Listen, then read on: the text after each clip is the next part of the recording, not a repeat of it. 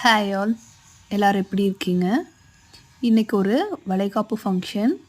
அம்மா தான் வந்து அருமை எடுத்தாங்க அப்படிங்கிறதுனால காலையில் சீக்கிரமாகவே மண்டபத்துக்கு போயிட்டோம். வளைகாப்பு வந்து என்னோடய அண்ணா பொண்ணுக்கு தான் வளைகாப்பு. துணைக்கு வந்து என்னோடய சிஸ்டர் இன்லாஸ் 2 பேரும் தான் நின்றுட்டுருந்தாங்க.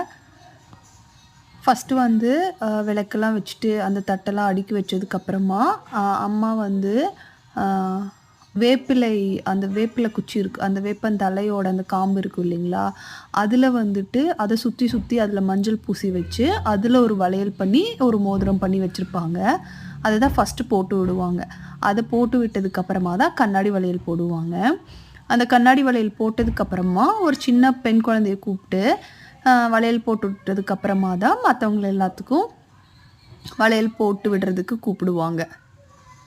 அம்மா வந்து தம்பி பொண்ணுக்கு வந்து கூப்பிட்டு வளையல் போட்டு விட்டுட்ருக்குறாங்க. போட்டு விட்டதுக்கப்புறமா பொண்ணோட அத்தை முறையில் இருக்கிறவங்க எல்லாருமே வந்து வளையல் போடுவாங்க.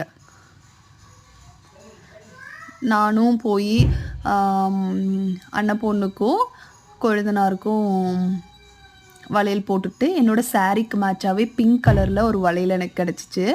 அதை எடுத்து நான் போட்டுக்கிட்டேன். நான் போகிறப்பவே பிளான் பண்ணி தான் போயிருந்தேன். அங்கே போய் வளையல் போட்டுக்கலாம் அப்படி சொல்லிட்டு கரெக்டாக என்னோடய சாரீக்கு மேட்சாக வளையல் கிடச்சிது. இந்த மாதிரி வளைகாப்புலாம் போய் யார் யாரெல்லாம் நிறைய வளையல் கலெக்ட் பண்ணி வைப்பீங்கன்னு எனக்கு சொல்லுங்கள். அதுக்கப்புறமா பொண்ணு மாப்பிள்ளை எல்லாம் வளைகாப்பு ஃபங்க்ஷன் முடிச்சுட்டு அவங்க 2 பேரும் ஃபோட்டோ ஷூட் பண்ணிகிட்டு இருந்தாங்க. திவ்யமான சாப்பாடு 5 வகையான கிளர் சாதம் வந்து வச்சுருந்தாங்க. பொங்கல், சர்க்கரை பொங்கல், லெமன் ரைஸ், வெந்தய சாதம், அதுக்கப்புறமா புளி சாதம், இந்த மாதிரி 5 வெரைட்டியான ரைஸ் வச்சுருந்தாங்க. சூப்பராக இருந்துச்சு. பாய்.